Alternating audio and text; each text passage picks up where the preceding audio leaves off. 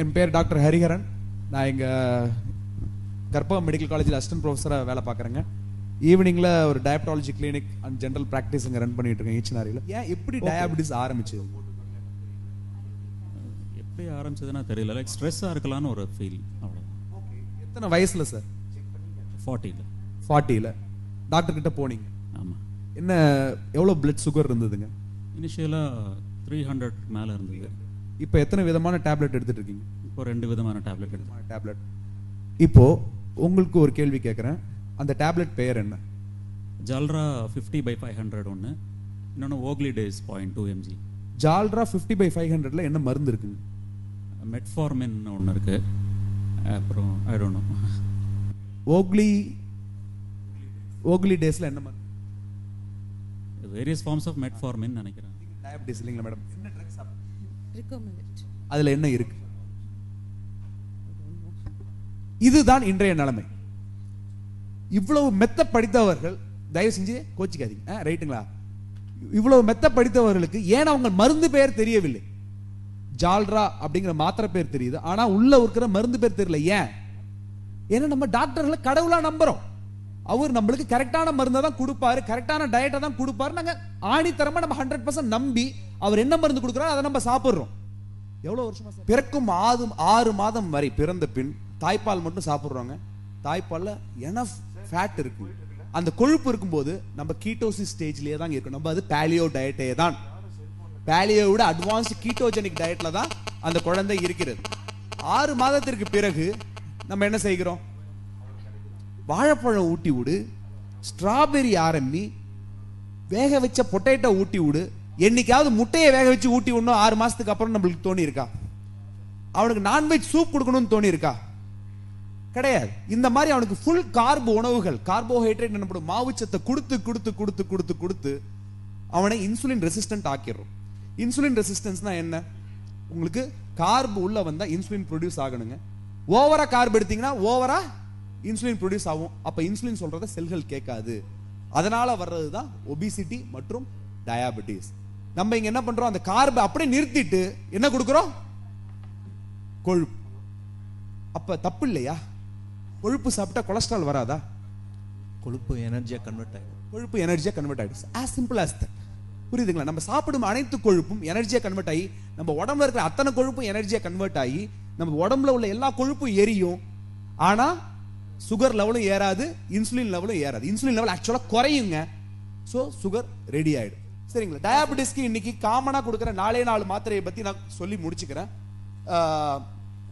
Sorry sir, கசக்கிட்டேன். ஒன்றும் பிரச்சனை இல்லையே, வேற ஜெராக்ஸ் எடுத்து கொடுத்துறேன். ஓகே. முதல் மாத்திரை மெட்ஃபார்மின் கொடுக்குறேன். பேஷண்ட்டுக்கு என்னங்க ப்ராப்ளம்? டைப் 2 டயாபெட்டிஸ்ல இன்சுலின் ரெசிஸ்டன்ஸ். இன்சுலின் அதிகமாவதால் அது சொல்வதை குளுக்கோஸ் கேட்பதில்லை, குளுக்கோஸ் உள்ள போக மாட்டேங்குது.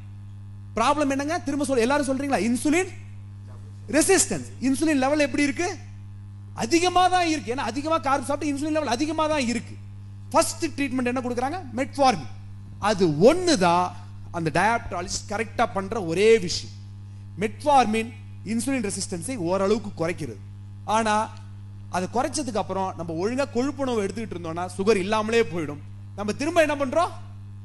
சப்பாத்தி, இட்லி, திணை அரிசி, வரகரிசி, உப்புமா, இந்த மாதிரிலாம் சாப்பிட்டு ஃபுல் கார்பு உணவுகளை சாப்பிட்டு இருக்கிற இன்னும் கொஞ்சம் இன்சுலினை ஏத்துறோம். இன்சுலின் ரெசிஸ்டன்ஸ் இன்னும் அதிகமாகுது. மெட்ஃபார்மினால முடிய மாட்டேங்குது. அடுத்த மாத்திரை டாக்டர் கொடுக்கறது அற்புதம். ஜில ஆரம்பிக்கும் அனைத்து மாத்திரைகளும், கிளிபன்கிளமைட், கிளைமிப்ரைட், கிளைபியூரைட், அனைத்து மாத்திரைகளும், கிளிக்ளாசைடு அப்படின்னு இருக்குங்க. இன்சுலின் என்னங்க ப்ராப்ளம் இருக்கு? Insulin resistance. இன்சுலின் லெவல் எவ்வளவு எப்படி இருக்கு?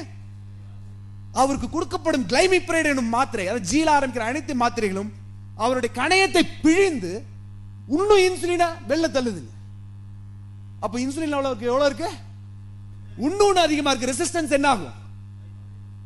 ஒரு மாத்திரை 2 மாத்திரை ஆனது. சரியா? அந்த மாய தோற்றம், அந்த இன்சுலின் கொஞ்சம் ஸ்டார்டிங்ல அதிகமா ப்ரொடியூஸ் ஆகிறதுனால சுகர் கொஞ்சம் குறையிற மாதிரி இருக்கும். ஆனா கொஞ்ச நாளைக்கு அப்புறம் கிளைமிப்ரைட் கேட்காது. இதுல சைடு எஃபெக்ட் என்னன்னா உங்க பேங்க்ரியாஸ் இல்லாம ஆக்கிடுறீங்க.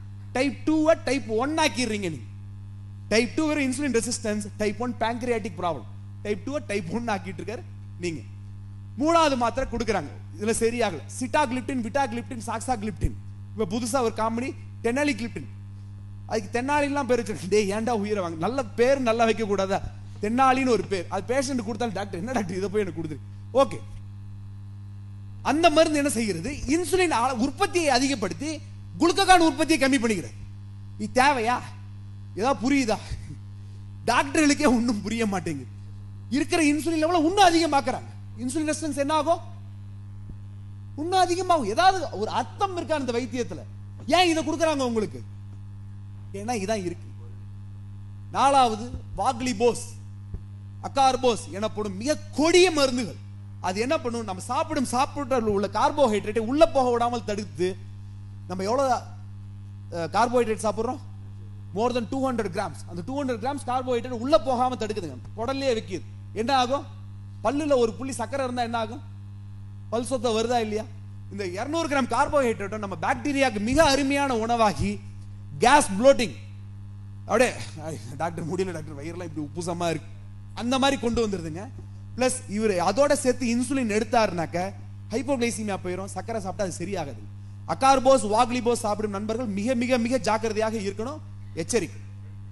இதுல மாஸ்டர் டச் எனப்படும் கடைசி மருந்து எதுங்க? ஏதாவது ஒரு அர்த்தம் இருக்கா? இன்சுலினை ஒரு டயாபெட்டிஸ் பேஷண்ட் கொடுக்கிறதுக்கு ஏதாவது ஒரு அர்த்தம் இருக்கா? இன்சுலின் கொடுத்தா என்ன ஆகும்? இன்சுலின் லெவல் அதிகமாகும், ரெசிஸ்டன்ஸ் அதிகம் தான் ஆகும். ஏதாவது இந்த நான் சொன்ன கதையில ஏதாவது ஒரு பாயிண்ட் பிடிக்க முடியுதுங்களா? ஏதாவது அர்த்தம் இருக்கா? does it make any sense at all this story? no sense. The treatment for diabetes in current world is nonsense.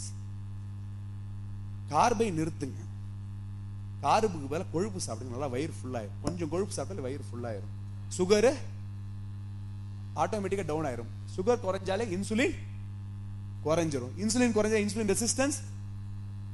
இதுதான் பாலியோ. நன்றி, வணக்கம்.